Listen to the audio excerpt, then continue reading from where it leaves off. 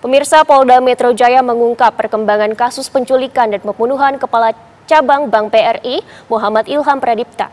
Dari hasil pendalaman, motif para pelaku tak lain ingin menguasai uang di rekening Dorman. Selain itu, terungkap keterlibatan 2 oknum anggota TNI dalam kasus penculikan dan pembunuhan Ilham Pradipta.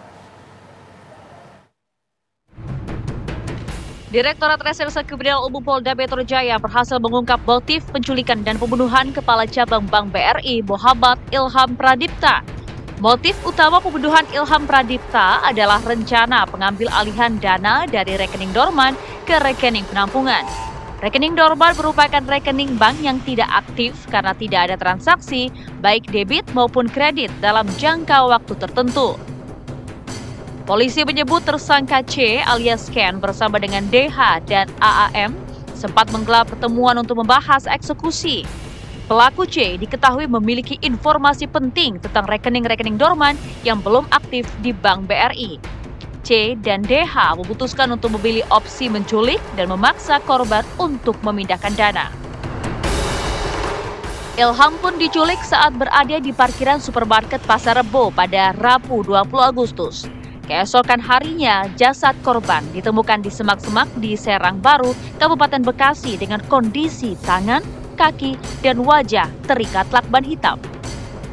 Polisi telah menetapkan 15 orang tersangka dalam kasus ini yang dikelompokkan berdasarkan peran, diantaranya klaster aktor intelektual, klaster penguntitan, klaster penculikan, dan klaster eksekusi. Selain itu, terungkap keterlibatan 2 oknum anggota TNI, yaitu Serka N yang masuk dalam kategori eksekutor dan Kopda FH yang terlibat penculikan. Penyidik Pomda turut menyita uang senilai 40 juta rupiah dari Kopda FH yang diduga dari tindak pidana yang dilakukan.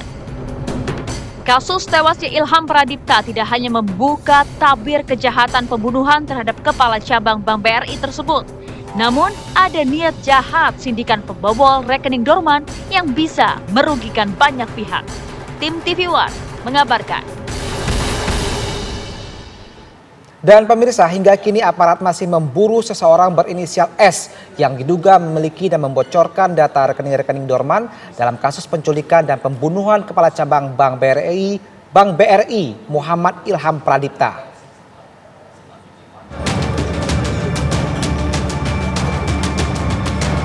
Kepolisian hingga kini masih mendalami soal sosok berinisial S sebagai pemilik informasi awal rekening-rekening Dorman dalam kasus penculikan dan pembunuhan Kepala Cabang Bank BRI, Muhammad Ilham Pradipta. Sosok S muncul dari pengakuan tersangka Candy alias Ken, salah satu aktor intelektual. Kepada penyidik Polda Metro Jaya, tersangka Candy alias Ken mengaku mendapat informasi soal rekening Dorman di sejumlah bank dari sosok S tersebut. Informasi itulah yang membuatnya mengontak tersangka lain diantaranya DH serta AAM.